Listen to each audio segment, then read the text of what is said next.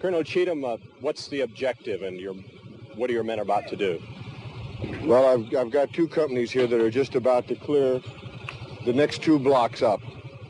I've got one company in this big building here that I guess is the end of the Way University, and they are going to start firing in support of Foxtrot Company, which will be going up this road here on the left, and attempt to take a couple large wall buildings that are on up about 500 or 600 meters. What kind of fighting is it going to be? It's house to house and from room to room. Nope. Kind of inch by inch. That's exactly what it is.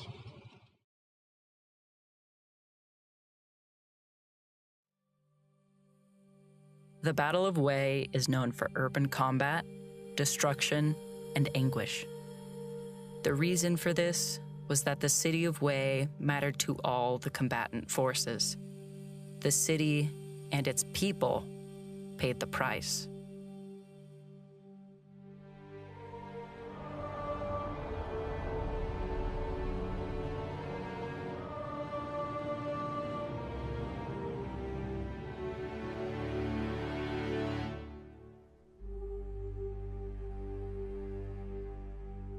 Hue is essentially the first capital of unified Vietnam. It's where the Nguyen dynasty, the last dynasty in Vietnamese history, presided from. And it's also where a number of Nguyen emperors would be buried after passing. And so for cultural reasons, Hue is dear to all Vietnamese. If communists could take Hue, it would really reverberate across Vietnam, and especially in southern Vietnam, given the place the city occupied in the Vietnamese popular imagination. I mean, it used to be a really, really beautiful city. The Tet Offensive will change all of that, but the way Hue was before made it such that for many Vietnamese, it wasn't just an imperial capital, it also happened to be the heart of Vietnam.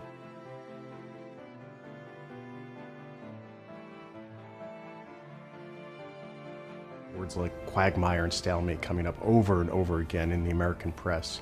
There is a sense inside the White House that the war is not going as well as they want it to. The same thing in Saigon and in the MACV headquarters. These early big battles in 1967 at Cedar Falls and Junction City have taken a toll on the enemy, but they haven't broken Hanoi's will.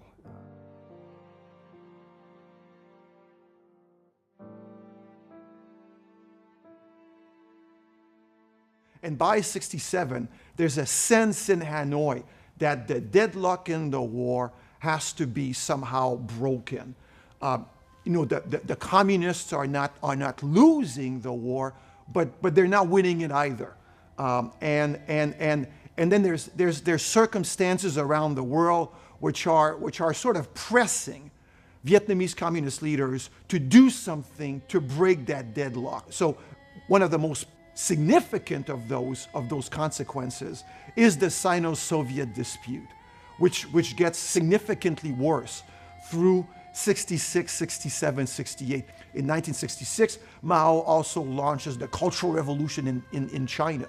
And that will have significant repercussions in Vietnam. The Cultural Revolution will destabilize China. It will eventually impact the amount of aid coming into northern Vietnam from China, and thus kind of add to the concerns, the anxieties of communist leaders in Hanoi. So these particular international circumstances will encourage North Vietnamese leaders, communist leaders, to do something rather drastic, to change what they call the balance of forces. Another element that I think we failed to address and consider, but which was clearly one of the factors that compels Hanoi to do what it does in 1968, is the situation in southern Vietnam itself, and specifically the political situation in Saigon. Through 1967, southern Vietnam, the Republic of Vietnam, is moving toward democratic governance. In 1967, South Vietnam will adopt its first constitution. Late in 1967, free and relatively fair elections will be held in southern Vietnam. What goes on in Saigon in late 67 really represents the first experience in liberal, democratic, constitutional governance in Vietnam generally, both North and South. 1968 marked the year of the monkey.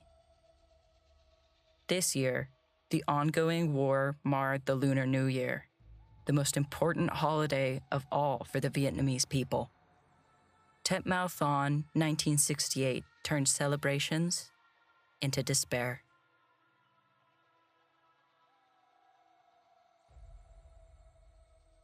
And I think one of the reasons why Tet happens is because all sides realize that this stalemate cannot last forever, and ultimately it's Hanoi who decides that they're going to first attempt to break that stalemate. So I think 1968 is clearly important, but I think the year prior is just as important in understanding the arc of the American experience in Vietnam. There's a sense here that if things continue to proceed as they have been through 1967 in the South, the regime in Saigon, the regime of President, well, what will become President Hue and Vice President Key, could eventually gain enough legitimacy to make the situation even worse for communist forces. So between these international circumstances and then this political situation in southern Vietnam, northern leaders feel increasingly compelled to act and to act in a way that's decisive, and in a way that could basically lead to what they call decisive victory in this Americanized war in southern Vietnam. And there is a concern, Westmoreland in particular, of the U.S. public not maintaining its support. And in many ways, those concerns are replicated in the White House and kind of feed on each other. This concern of slow progress ultimately will cause President Johnson to bring Ambassador Bunker and Westmoreland back to the United States. The first time in American military history where a combatant commander is brought home to report on progress of the war, which is pretty amazing in and of itself, right? That here's this four-star general that's fighting a war overseas and is brought home to report back to Congress, to report back to the National Press Club. He does this on a number of occasions, to push back against these claims that the war has been stalemated. And so I think there is a clear concern that's weighing on the American and South Vietnamese military commands that if they cannot demonstrate clear, substantial progress within the next year, they're going to lose American domestic support. Despite the fact that we've had pressure on the enemy for slightly over 1 year, and the major effort by North Vietnam, he has nothing to show for his investment. He has not won a single significant victory in the South during the last 1.5 years. 1968 is a presidential election year in the United States. One of the things that's kind of interesting about the way the communists wage the war in Vietnam is that they launch a major offensive during each of the presidential election year in the United States. In 1964, they make this big push to overwhelm South Vietnam before the Americans jump in because, again, right, Johnson is up for election or re-election. Le Duan and the Hanoi Politburo were trying to break this stalemate of 1967 through this Tet Offensive, this general offensive that hopefully would lead to a general uprising. And the idea was this goes back into the basically military theory for the communists in the North. And the idea was there would be a general offensive by some 80,000 troops. And then the people in the countryside and the cities would rise up in the South and join the communists to overthrow the yoke of the oppressors. The Tet Offensive consisted of two things. The first was kind of a generalized attack against southern towns and cities, including the city of Hue. The other, which actually was the most critical aspect of the offensive, was a general uprising of the population, which Vietnamese communist leaders believed would essentially happen organically once communist armies had seized southern towns and cities, demonstrated their own strength, demonstrated the weakness of the government and the armies of the Republic of Vietnam, and demonstrated the inability of the Americans to change anything. Hue was probably in the top 3 targets, if you include Khe Sanh as a target for the Tet Offensive, even though it started on 21 January, sometime before the offense written large. Hue was the 3rd largest city in the country. It was the social, intellectual, historical, religious center of Vietnam. There are 3 main cities in southern Vietnam: Saigon, the capital; Da Nang, which is the 2nd largest city in the south, and a major base of operation for both American and South Vietnamese and even other allied forces; and then Hue, which is also a major base for the South Vietnamese Army, as well as a kind of a cultural heart, if you will, of Vietnam generally. The city of Hue matters in the larger Vietnamese Communist revolutionary strategy, particularly during the Tet Offensive, because it's considered one of the nerve centers, what they call one of the nerve centers of the rival government, the rival regime in the South. When it comes to the selection of the city of Hue as a target for communist armies during the Tet Offensive, one of the factors that was rather kind of prominent in the strategic calculus of Vietnamese communist leaders was the fact that inside South Vietnam itself, Hue had always been a very, very political city. Hue was labeled as a city where a civil war in miniature was going on within South Vietnam between religious leaders there, particularly a handful of so-called political monks, certain South Vietnamese Army commanders, and then the authorities in Saigon. So it was always kind of a hotly contested part of the South, even absent any major communist onslaught against it. And so when Vietnamese communist leaders are thinking about the Tet Offensive and devising their plans for it, Hue is important also because it's seen as an area where, given the events of 63 and then 66, it should be relatively easy to defeat South Vietnamese Army forces and then to instigate a general uprising of the population, which would culminate, Vietnamese communist leaders assumed, in the complete and permanent liberation of that city. So in the larger strategic thinking of Vietnamese communist leaders, overwhelming the city of Hue, taking over Hue, would not only alleviate some of the logistical issues they've been having, but also send a very, very clear message that the communist armies are winning this war and allied armies are on the defensive. So if you look what happened back in the last 6 or 7 months of 67, you have some major battles: Dak To, Con Tien, the hill fights at Khe Sanh, and this is before the real Battle of Khe Sanh in 68, Song Bay, Loc Ninh. And each of those engagements were a bit different because the North Vietnamese and the Viet Cong stayed and fought. These were some really brutal battles. And in those battles, for instance, at Dak To, I think 11, if I remember right, 1,100 North Vietnamese were killed in that battle. But there are people in the CIA who say the other side is getting ready to launch a major offensive. And MACV basically says, with some exceptions, some individuals in MACV, that's impossible. They cannot do that after losing at Dak To and Song Bay and Con Tien and the Khe Sanh hill fights and further south. There is some idea on the part of Westmoreland and his staff that there is something coming in 68, some sort of offensive. So on 21 January, when the North Vietnamese send basically 20,000 troops against Khe Sanh, that draws the attention of McVie as well as Johnson in the White House, because Khe Sanh looks a lot like Dien Bien Phu, in which the French were defeated in '54. Khe Sanh, an Allied base manned by U.S. Marines and 1 battalion of South Vietnamese Rangers. Cornerstone of the defense line where the demilitarized zone and the Laotian border meet.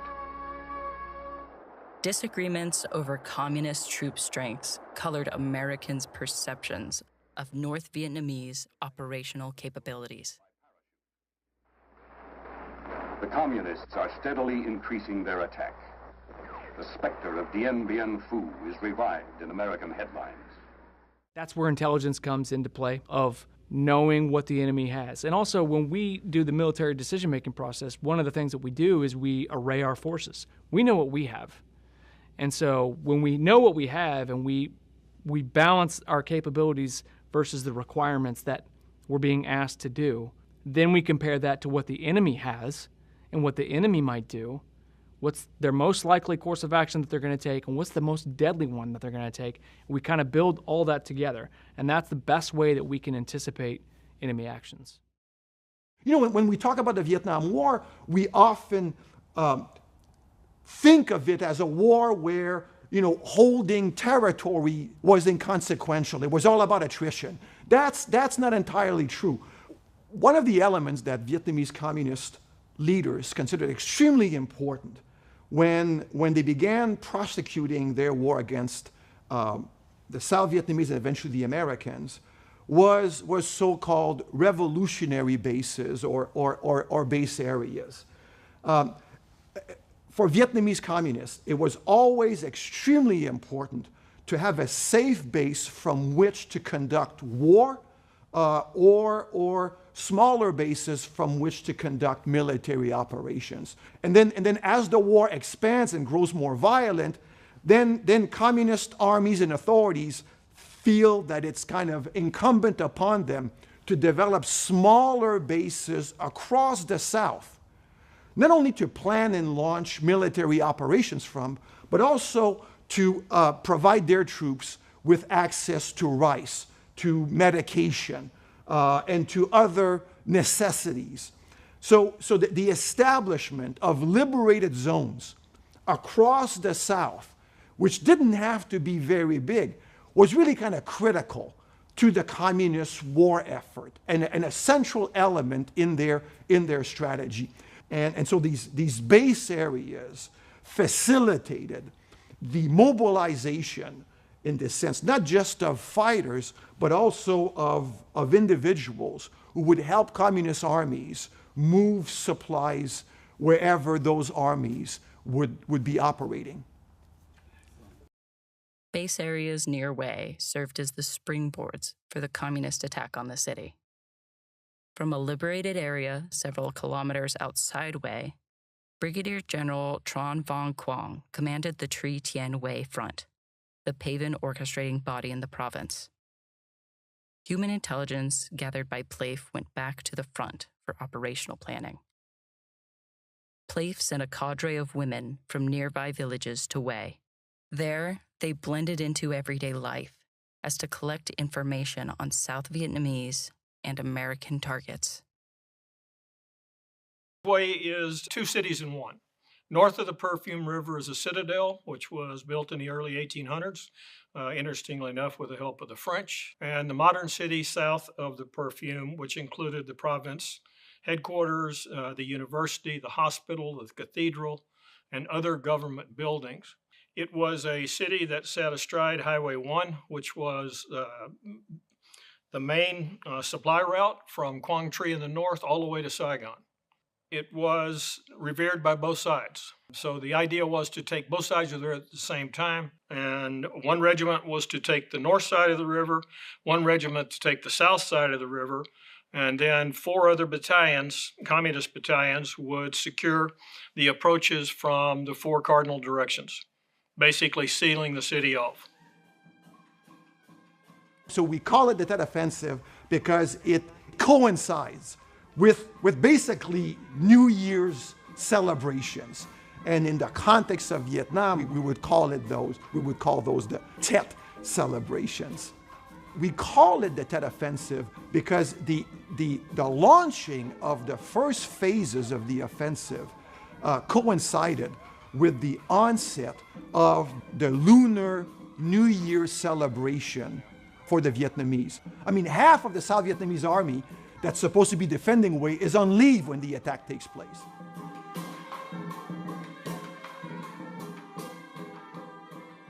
On 30 January, PLAF's sappers entered Hue disguised as civilians, ostensibly there for the Tet holiday festivities.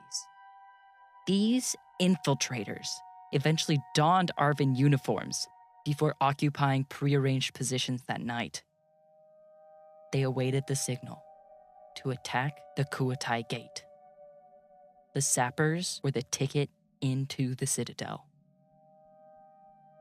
Hue was a bit different from some of the other objectives in the Tet Offensive because there had not been much fighting inside the city. It was revered by both sides. The only troops that were there was the 1st ARVN Division headquarters on the north side of the river and about a 100-man advisory team that advised the 1st ARVN Division that was located in the modern part of the city south of the river. General Ngo Quang Trung, the division commander of the 1st ARVN Division, thought that something was afoot. The night of Tet, he stayed in his command post. He did not go home. He lived outside the walls. He was very well respected within the ARVN and was well thought of by the Americans who had worked with him. He was one of the senior ARVN leaders who had gotten their job because of his abilities and his leadership and not because of his political connections. He led from the front. He was well thought of by his troops. And so what happens in Tet is most of the South Vietnamese soldiers go on leave. They return to their homes. It's the biggest holiday of the year. The idea is you go back to your home village and you celebrate with your family, your extended family. So a large part of his division was on leave. However, he felt that something was going to happen, so he put his headquarters inside the main compound, which was inside the Citadel, had them go on to alert, alerted his units outside the city that they should be prepared to move. After entering the Citadel, 2 PAVN battalions attacked the 1st ARVN inside the Citadel. General Ngo Quang Trung and his 200 ARVN soldiers held out, but PAVN occupied much of the Citadel by sunrise.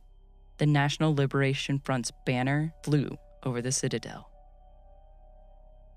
Essentially, that the communists had seized the city before anybody really knew what was happening there. And the problem for the South Vietnamese on the north side, they're fighting in a fortress, inside a fortress, trying to eject the North Vietnamese, who are dug in, have heavy weapons, and are ready to fight. And the ARVN do not have heavy enough weapons to fight them. It is a Vauban-esque fortress built in the early 1800s with the help of the French. It has 40-foot thick walls, and inside the citadel itself is a smaller citadel that's essentially the Forbidden City. It's where the thrones of the emperors were. So you have basically a fortress inside a fortress.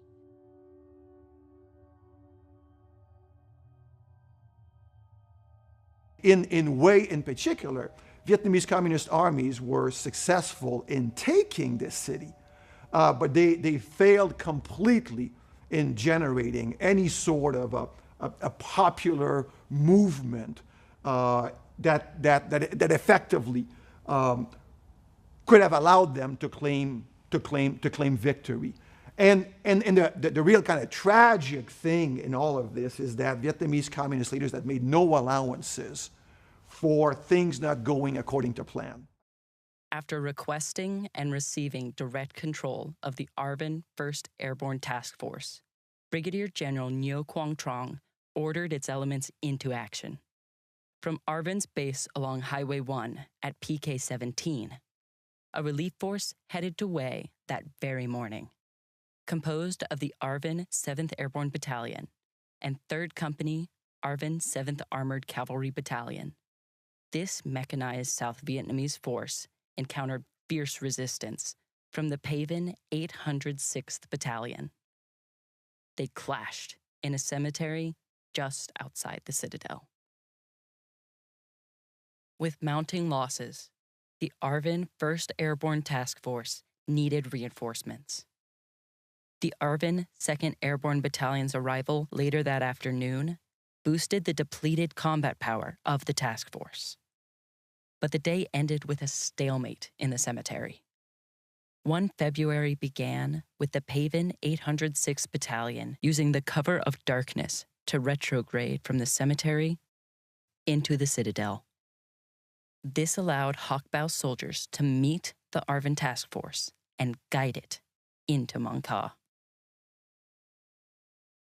As far as the Americans, the senior headquarters involved in Hue was Task Force X-Ray, which was a brigade plus size headquarters or element from the Marine Division, headed by Brigadier General Frosty LaHue.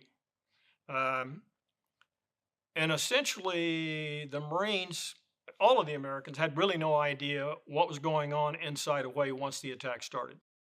The 1st Marine Division initiated Operation Hue City, ordering Task Force X-Ray from Phu Bai to the beleaguered Hue.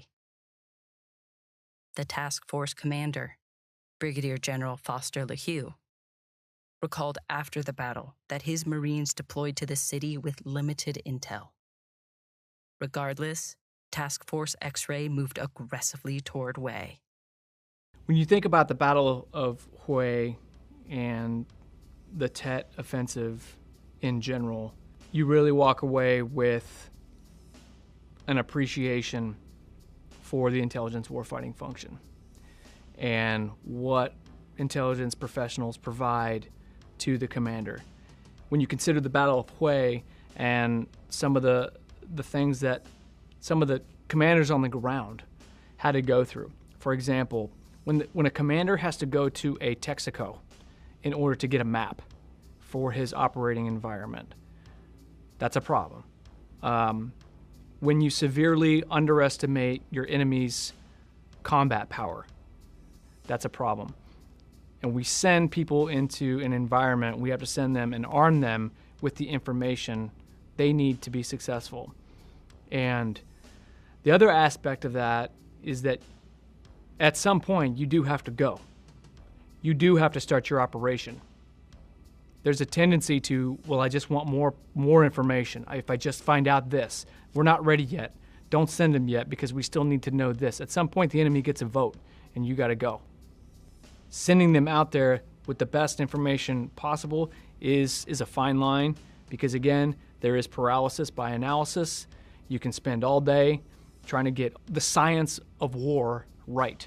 But at the end of it, the art of war prevails through the decision-making of a commander on the ground or the commander arraying all of his troops in the whole operational environment. I mean, that's what I take away.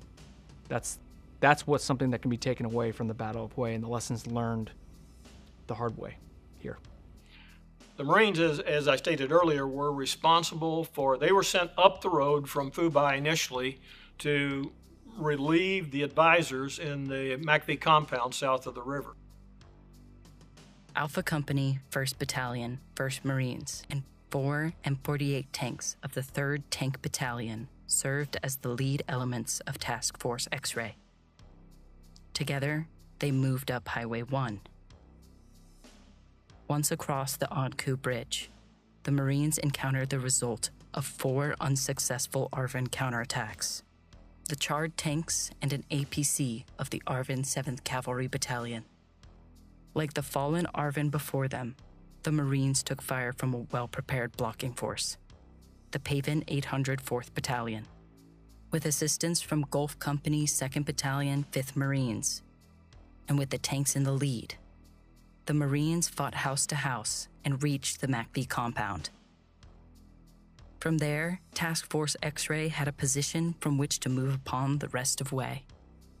Ultimately, 2 battalions will be sent and they will attack north and west abreast, clearing basically parallel moving west along the river to clear the government offices, the Hue University, the cathedral, and all of those buildings that are in the modern part of the city.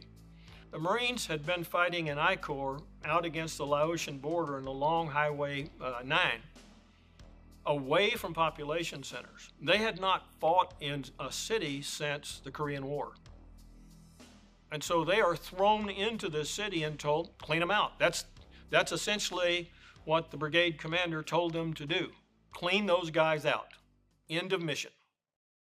On 2 February, to isolate the old city, the communists destroyed the railroad bridge that spanned the Perfume, or Huang, River. The Wen Huang Bridge suffered the same fate on 4 February. The use of helicopters proved problematic due to ground fire and the poor weather. By this point, American logistics caught up with Task Force X-Ray, ensuring the Marines had sufficient rations until the 16th. The U.S. Navy ran additional supplies up the river, braving Pavan mortar and small arms fire to ensure the Marines did not run out of ammunition. Task Force X-Ray was expending 10 times the normal rate seen during the war. The task force simultaneously began its concerted effort to retake South Hue on 4 February. The initial lack of accurate maps complicated matters from the start. Because the Marines were fighting a war largely confined to rural South Vietnam, the sudden shift to an urban environment meant their province maps did not help to navigate Hue's streets nor identify specific structures. Nevertheless, for the next 6 days, U.S. Marines fought Pavan for control of the hospital, university, province headquarters, and the prison. It is block by block, house by house, door by door, window by window. And it is brutal. That begins a period of discovery learning where they've got to figure out how to do this. So they find out that if you go down the street, you get shot. So they start using 106s to blow holes in the wall and go through the side walls to clear. They learn that the best way to clear a house is from the bottom down, so you drop mortars on the top floor, causing the defenders to move down to the ground floor where you can then take them out. And all of this is done on the fly while in contact. And I think, to me, Hue kind of demonstrates the importance of understanding the implications of the use of overwhelming force when trying to dislodge an enemy, which basically embeds itself among the population. The adaptability and flexibility of the Marines is remarkable. So I think being able to do that is one of the lessons that has to be taken away from the battle at Hue. Given the fundamentally uncertain nature of operations, the object of planning is not to eliminate uncertainty, but to develop a flexible plan that allows the force to adapt to changing circumstances. When we develop a course of action, we array our forces so that we can determine what's necessary to accomplish the mission and to provide a basis for a scheme of maneuver. So planners have to consider as many possible enemy courses of action as time permits, starting with the most likely and including the most dangerous enemy course of action. We want to create a forecast, how future events might unfold, and this includes thinking through consequences of certain actions we'll take and that the enemy will take, and the potential secondary and tertiary effects. So we're thinking about different ways to respond to potential opportunities and potential threats. Military Assistance Command Vietnam dispatched 1 battalion from the 1st Cavalry Division to deal with the Pavan Battalion northwest of Hue. MACV intended for 212 Cavalry to cut communist supply lines into the city. Instead, the Pavan Battalion thwarted this effort and kept the Tri Tien Hue Front's assault alive into mid-February. ARVN efforts to liberate the Citadel bogged down. Within the walls, the 1st ARVN Division retook territory lost earlier to Pavan. Yet by 7 February, reinforcements permitted the Paven 802nd Regiment to counterattack. The growing stalemate inside the Citadel did not change with subsequent days of fighting. The Black Panthers, the Hochbau, which was the reconnaissance company, they were very impressive, and they impressed the Marines and their advisors. The problem, I think, for the South Vietnamese were that they did not have enough heavy weapons that were needed to basically eject the North Vietnamese on their own. But I think the South Vietnamese acquitted themselves reasonably well given the limitations they were dealing with inside the Citadel. With Task Force X-Ray's objectives completed by 10 February, all attention focused on the Citadel. 11 days of constant fighting had taken its toll on General Ngo Quang Trong's ARVN forces. Saigon's Joint General Staff therefore released troops from the Strategic Reserve. An airlift by U.S. helicopters on 11 February brought the headquarters and one company of the Vietnamese Marine Task Force into the Citadel. Poor weather prevented aviation from flying in additional assets. 2 South Vietnamese Marine battalions arrived in Hue via U.S. Navy LCUs by 13 February. Together with a fresh U.S. Marine battalion, the 1st Battalion, 5th Marines, they would complete the clearing of the Citadel. In that time, I have to fight to put them back, to put them out of my capital is Saigon. I was wounded twice. Just 1 week, I was wounded twice. Also, that time, I promoted to the 2nd or 1st lieutenant too. I had to fight very hard in that time. About 1 month later, I have to fly to the Hue, because the Hue is very dangerous over there, and a lot of NVA over there. So we have to fly back Hue and attack, fight with the NVA and put them back out of the Hue too. And I've flown to the Hue city and joined with the Viet Marine Corps, put the NVA Viet Cong out of Hue. I think it's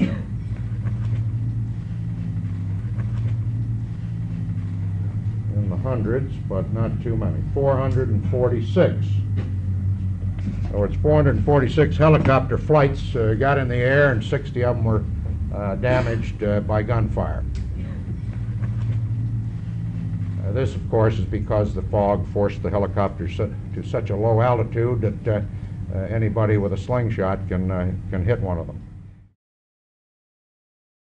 Weather plays a major role in intelligence operations and actual operations itself. We have to know what we're facing. So we have to know the terrain. We have to know what weather is going to do to our operations. What you don't want to do as a planner is send somebody out into a fight, and not only do they have to fight the enemy, they have to fight the operational environment. A Navy LCU ferried Alpha Company 1st Tank Battalion from the LCU ramp across the river to the ARVN 1st Division headquarters. These tanks joined the buildup of U.S. Marines at Mong Ka. Together, the Allies would assault the Paven, who had fortified themselves within the numerous structures in the Citadel.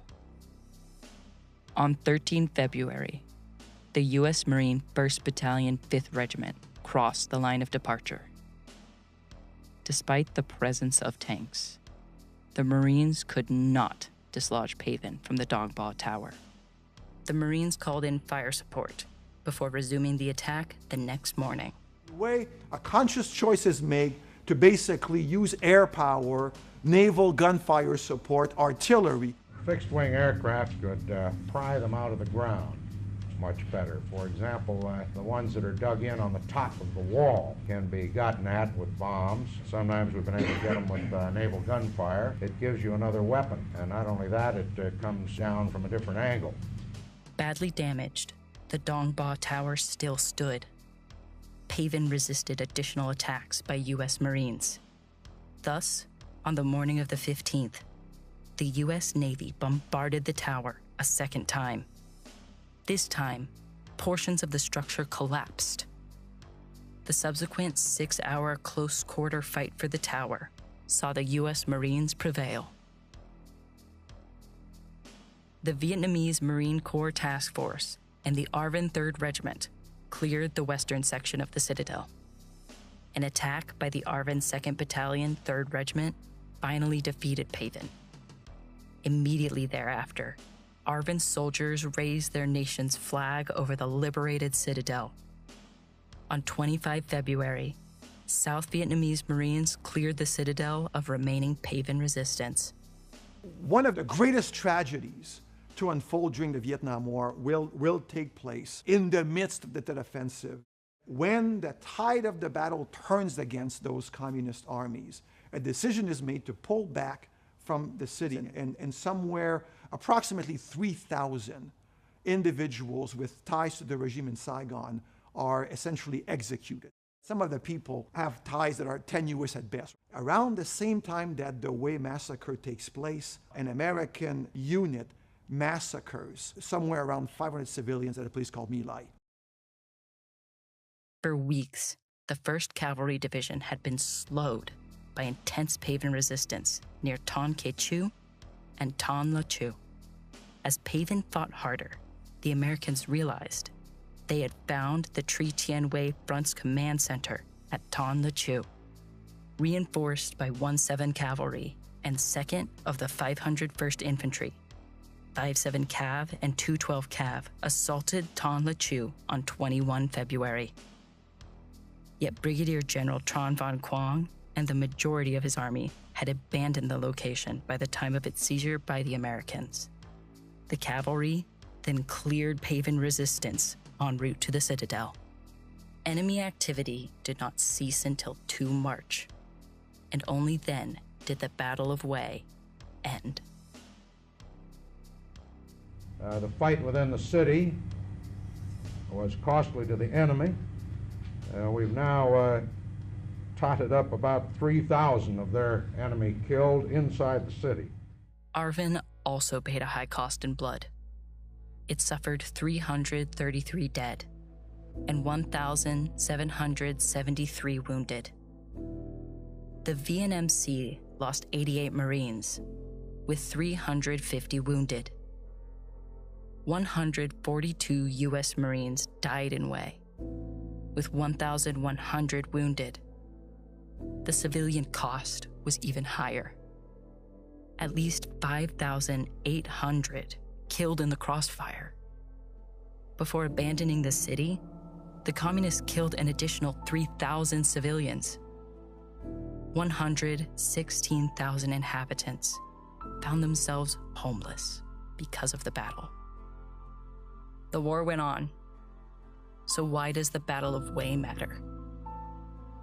Deficiencies in intelligence were offset by this simple truth that the U.S. fought alongside a dependable ally in the South Vietnamese. There is a sense that we want battles to matter. We want them to be turning points in wars. I would argue that really what the entire Tet Offensive does is it just elevates the level of stalemate. And I think it was horribly consequential at the tactical level. It was deadly. The civilian casualties were horrendous. But it really didn't change anything from a strategic standpoint. It wasn't a moment in time where either the military command in Saigon or the policymakers in DC looked at Hue and said, this is the turning point of the war. Now, clearly there are going to be policy changes coming out of the Tet Offensive in 1968 more broadly.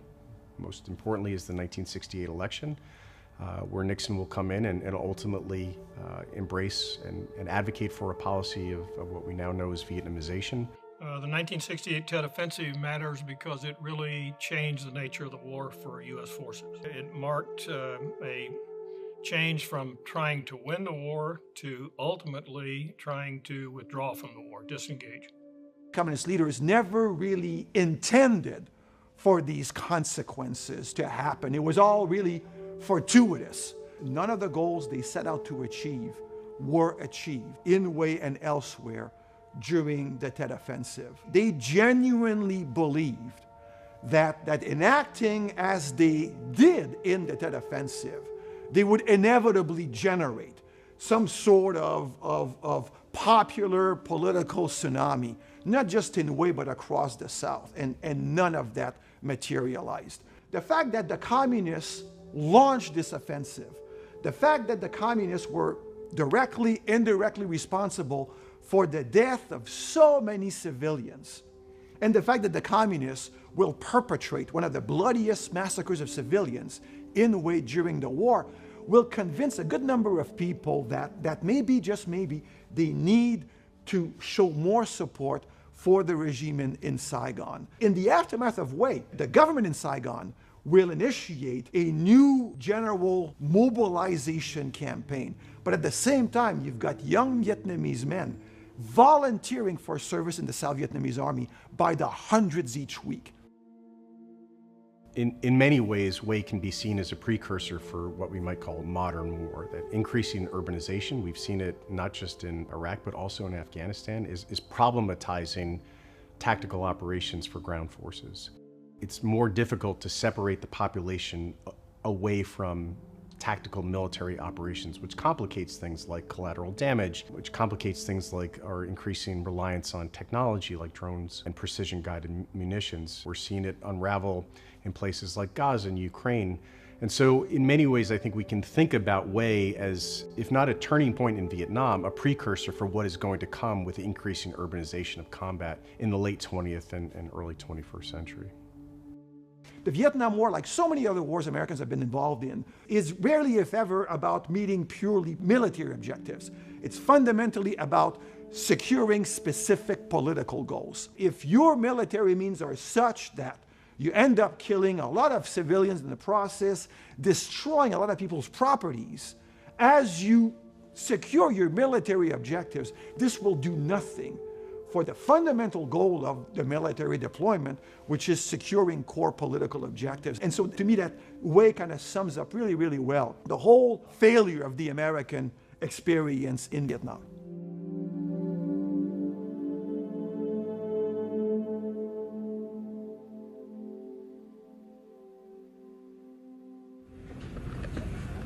You'll scare the shit out of your old lady when I get back. Get those tombstones in the background? Huh? Get those tombstones? A little bit of that and the smoke. Huh? That and the smoke.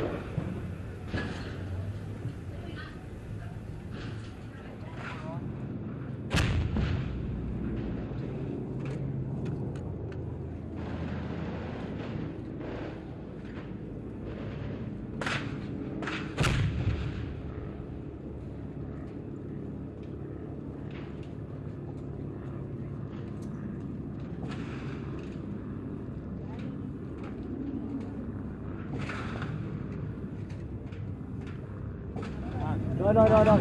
Được. Yes. Đứng lại, chết rồi.